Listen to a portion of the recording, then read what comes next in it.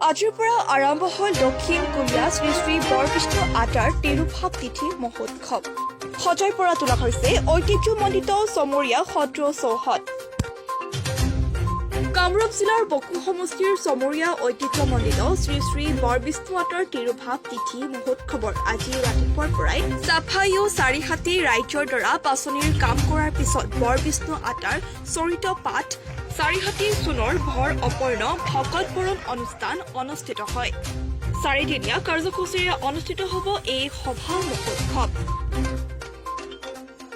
আমাৰ আটা পুৰুষ শ্ৰী শ্ৰী বৰবিষ্ণু আটা আৰু তাৰ সুবাদতে আমি আজি ইয়াতে স্থিত হৈ আছোঁ আৰু এই ধৰ্ম অনুষ্ঠানৰ ছত্ৰছায়াতে আমাৰ গোটেই জীৱন যাপন আমি কৰি আছোঁ আৰু ভৱিষ্যতেও আমাৰ সুসম্পূৰ্ণভাৱে আমি জীৱন যাপন পৰিচালনা কৰিম আৰু তেওঁ আটা পুৰুষৰ সেই মৃত্যু স্মৃতি কৰি আমি মহা উৎসৱে পালন কৰিম বুলি আমি এইবাৰো আমি মনস্থ কৰিছোঁ আৰু ৰাইজৰ সহায় সহযোগিতাও আমি পাইছোঁ আৰু লগতে আমাৰ আজিৰ পৰা আমাৰ এই চাৰিদিনীয়া মহোৎসৱৰ কাৰ্যসূচী আৰম্ভ হৈছে।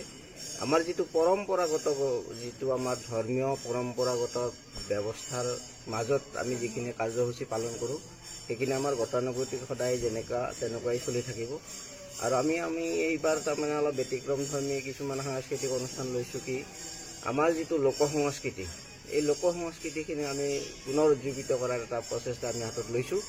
লৈ কিনে আমি ঢুলীয়া নামদল এনেকুৱা আমি কিছুমান তাৰমানে আমাৰ সত্ৰীয়া সংস্কৃতিৰ লগত জড়িত কিছুমান অনুষ্ঠান আমি পাতি কিনে আমি সাংস্কৃতিক অনুষ্ঠানবিলাক কৰিম বুলি আমি মনস্থ কৰিছোঁ আৰু সেই হিচাপে আমি যোজা কৰিছোঁ।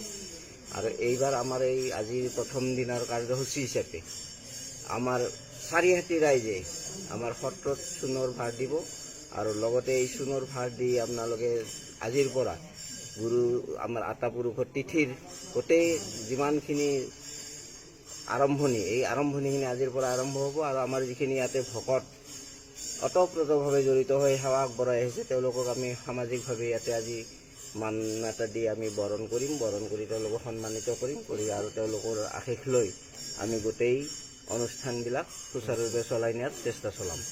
এইখিনি আমাৰ আজিৰ আজি কম হ'ব কিন্তু কাইলৈ বা পৰহিলৈ আমাৰ বহুত সমাগম হ'ব প্ৰায় 10,000 বিভিন্ন সত্ৰৰ পৰা ভকত বা ভকত আহিব আৰু ইয়াতে আমাৰ কালি যেতিয়া ভাগৱত আৰু গুৰুআসন আমাৰ সভাঘৰত ইয়াৰ পৰা লৈ যাব তাৰ পিছদিনা সভাঘৰত আমাৰ সামূহিক প্ৰসংগ আৰম্ভ হ'ব। সামূহিক প্ৰসংগৰ পিছৰ পৰা বিভিন্ন সাংস্কৃতিক অনুষ্ঠান আৰম্ভ হ'ব ৰাতিলৈ।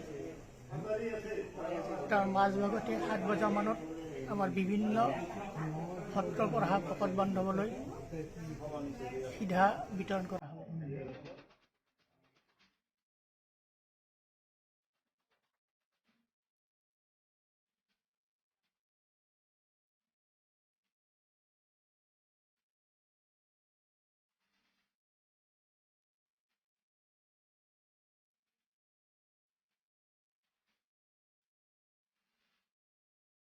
বকৰ পৰা ৰতন দাসৰ ৰিপৰ্ট NL নিভাজ অসম লাইভ।